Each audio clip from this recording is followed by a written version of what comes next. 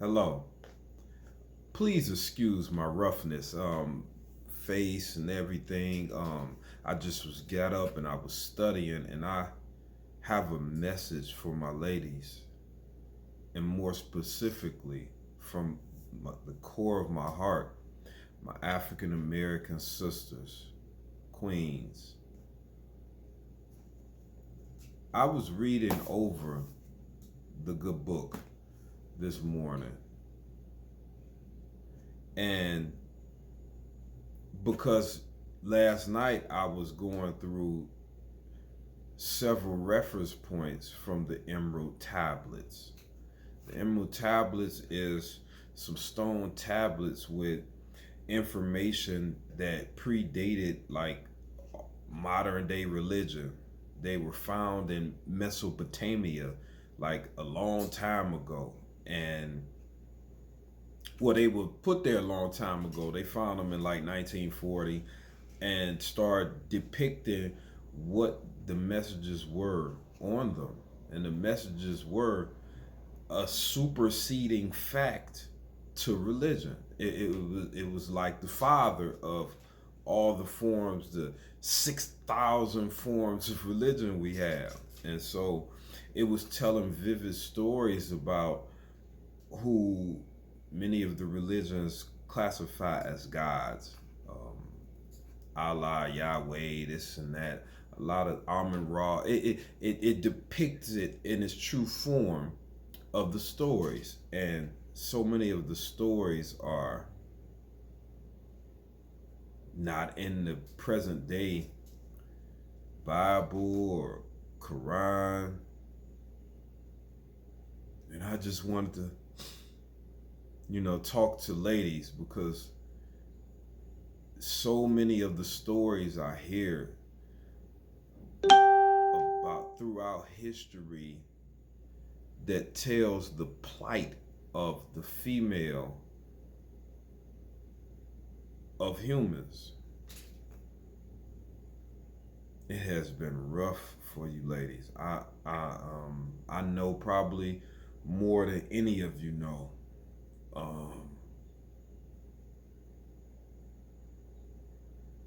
Rape, murder. I had just ran a by store. Who was this? It was Levi and his concubine. Oh man.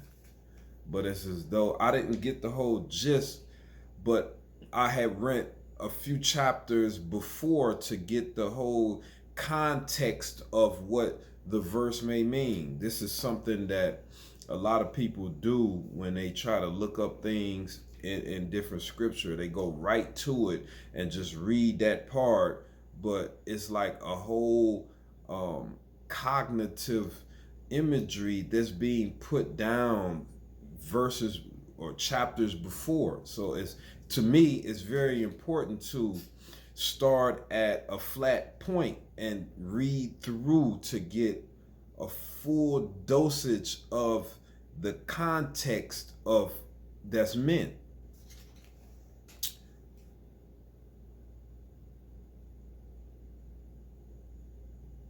I want to say I love you.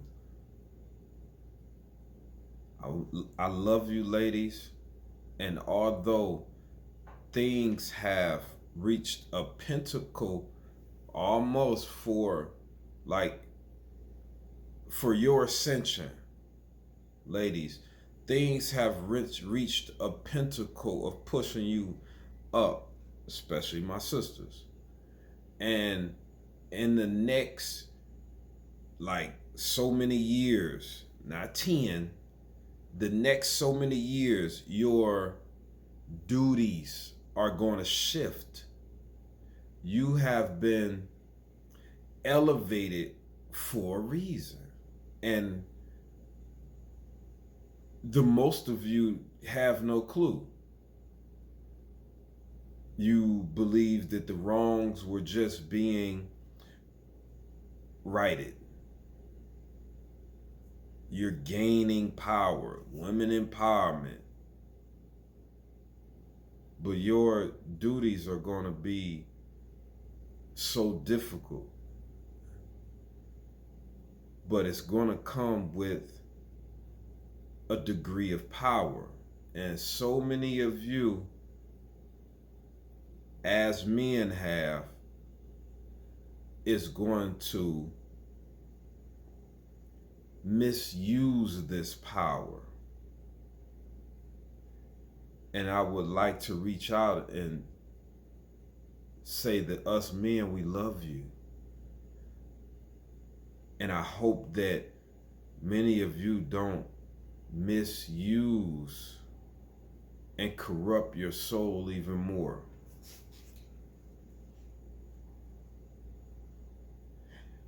Oftentimes we use the present day to weigh our spirit. They make things seem fair.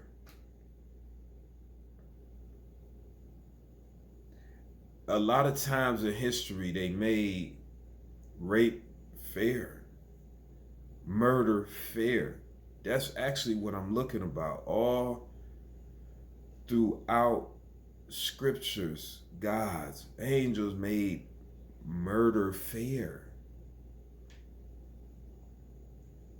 We live in a time where so many things is fair that we don't recognize the ugliness of our actions, the dastardliness of our soul, the words we speak. We really look over it because the present state and time we're living makes it okay. Oh man, all right, it's all right. But it's not. We are operating at a point that's less than the level we really at. Like, I think that we are at a point where we can have a capableness of Christ. At this time, the standard of the Christ, the Jesus Christ, who is really all of us, we can operate at this level. But how do we get there? What is the little steps to get us there? We have to assess the point we're at now. We do so many things, and we so gifted with words that we making a lot of these things seem fair. Dating multiple people, keep eating bogusly every day. Oh man, I'm doing drugs, I'm smoking, I'm talking negatively about people. We and I love you. But this message is to my ladies. This thing is not, it's not as fair seeming as society makes it. Getting money as a hustle from multiple men. And men, it's not a men-female thing. This is for my ladies to save your soul. It is not okay to get abortions. We could say throughout history the different forms and ways in which they got abortions, but one of the most destructive things that happens when you get an abortion is the impact and trauma it puts on your soul. Number one. And number two, what it makes a woman capable of and not capable of going forward.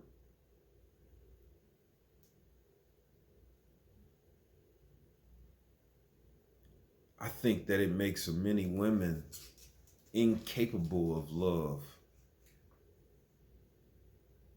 I have met enough of them, and I could feel it. I could just talk to them, and I know. Talk now today. It's like I can hear the lack of capacity to love in the voice of too many damn females. I'm gonna end this. I don't even want to even feel like crying. I got some things to read. I guess one day, so many of your daughters and sons are gonna see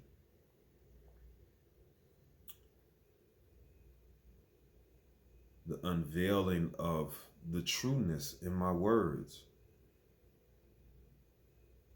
because so many people, so it's my ladies, you view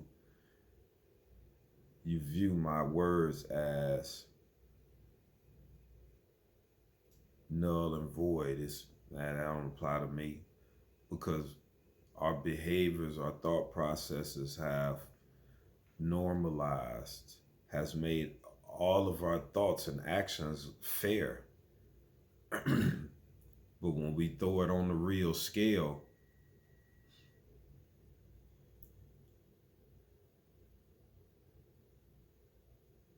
you feel the you feel the weight of it.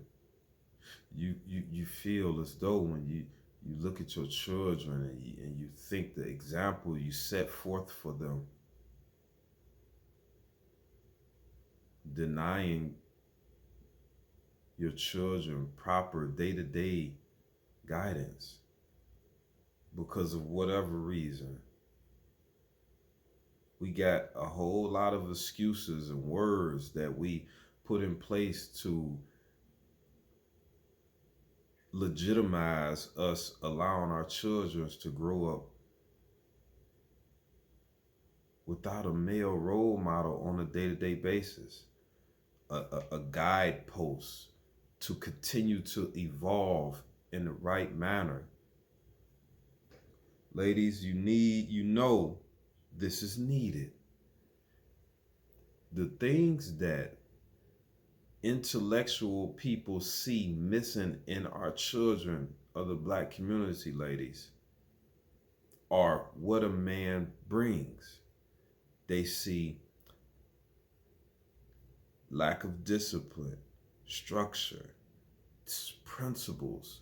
And even the ladies that feel as though my children are smart, they go to school, they look good, is foundationary pieces in how they made up. That once you spend time with these children, you can readily see it. I see it all the time. But how do I intervene on the tutelage, on the guidance?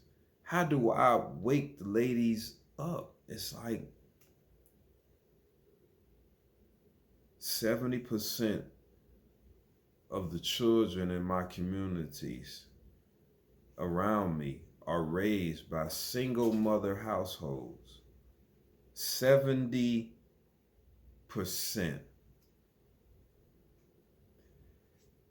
And at no point can I or anyone point the finger just at, oh, deadbeat dads. Because these ladies are dating. These ladies are having sex. My ladies, you are having more babies. You're dating men. Your children need one of these men to be capable of bringing this certain energy, this certain love, this guidance into their life on a day-to-day basis.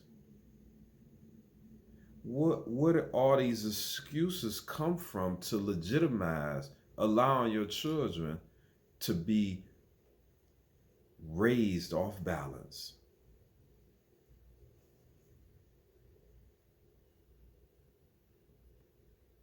My ladies, I'm not your enemy. We not your enemy.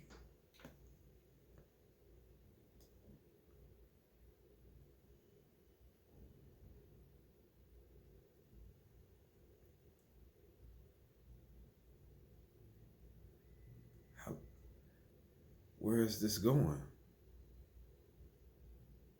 We on the clock. We on the clock is a sporting term, and they say, time is of the essence. It's fourth quarter. It's the end of the game. And it's time for us to produce. I love you. And I look to dig into your soul more so often coming up. I'm not your enemy. I love you.